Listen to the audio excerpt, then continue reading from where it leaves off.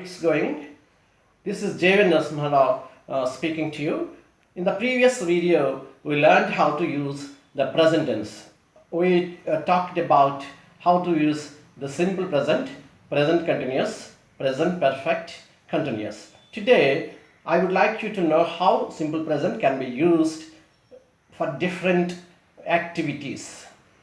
Now look at the whiteboard.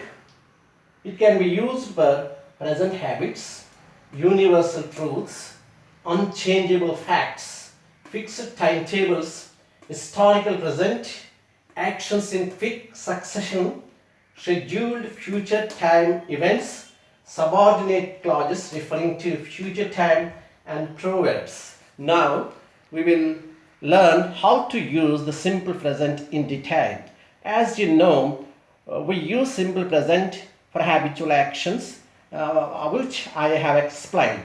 Now let's know how we can use the simple present for universal truths. What are the universal truths? Universal truths are always the same in all countries, at all places, at all times. For example, the earth moves round the sun. Yes, this is a universal fact. So this fact must be used only in the simple present. Similarly, the solar eclipse occurs on a no moon day. This is true of all places at all times. So we must use the simple present for universal truth. Next, come to the point 3, unchangeable facts. Unchangeable facts are always the same at all places in all countries. For example, birds fly into the sky. This is unchangeable fact. Human blood is always red. This is an unchangeable fact. There are a number of cases in which we have to use the simple present because they are universal, unchangeable facts. Now let us come to the third one, fixed timetables. You know, our schools run according to the fixed timetables. The trains run and depart according to the fixed timetables. So in similar situations, we must use simple present. For example, you go to the railway station, you hear the announcement.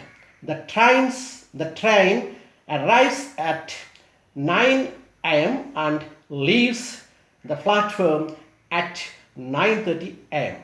Here, the simple present is used because it is a fixed timetable. Of course, the train might be late for some reasons, but actually the trains should run according to the scheduled time.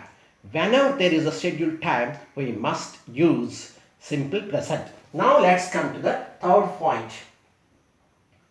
Okay, I think it is let's come to the fifth point, historical present.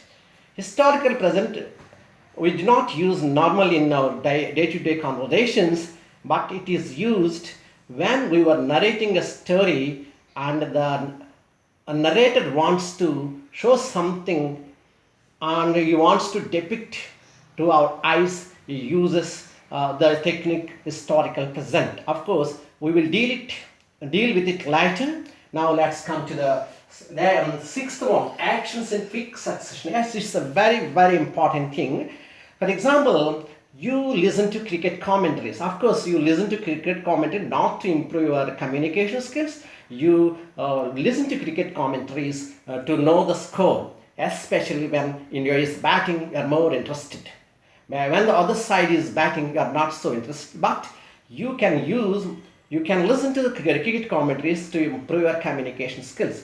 For example, have you ever heard how the commentator commentates while cricket is played? For example, see, there is a cricket match between India and Pakistan. Now Wasim Akram is coming to bowl to Tendulkar. Now listen to how the cricket commentary goes.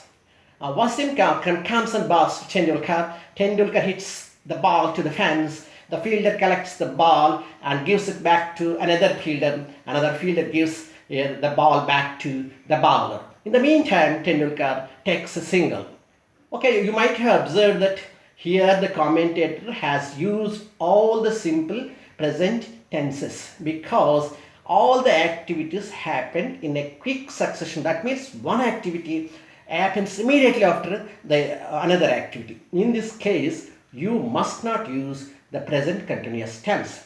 Present continuous can be used only when one or two actions happen at the similar time. For example, I am teaching, you are listening. That's okay.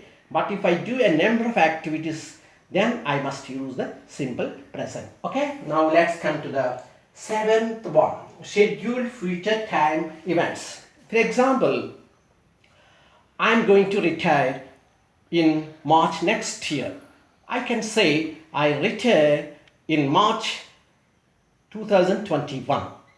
Though it is simple present, it talks about the scheduled future time event. In this case, we can use simple present for future actions. Okay, now let's come to the eighth one, subordinate clauses referring to future time. For example, you might have known how to use the if clauses. If you know how to use the if clause probable condition 1, I will say tell. If you work hard, you will get a first class. Here, if you work hard is a subordinate clause, or we call it if clause. Here, the tense is simple present, but it talks about the future time. So, simple present can be used to refer to future time. Now, I am going to give you another example. When he comes, I will go out. Here, the adverbial clause when he comes is in the simple present, but it talks to the future time because he has not come yet, he is not here yet. But when he comes, I will go out. It definitely refers to the future time. In this way, simple present can be used for different purposes. It is not just used for the present habits. It may be used for habitual actions, universal facts, historical present, fixed timetables, and also subordinate clauses referring to future time, and also proverbs. I have forgotten to mention proverbs. You must have noticed that almost all the proverbs are in the simple present because proverb is also like a universal fact or universal truth. For example, Keats says, a thing of beauty is a joy forever. Because whenever a thing of beauty is there, it is a joy forever. It knows no bounds, it knows no time. Okay, with this, I would like to conclude my lesson, and tomorrow we will be knowing the difference between simple present and the present continuous. This is JVL Narasimha signing off for today. Bye.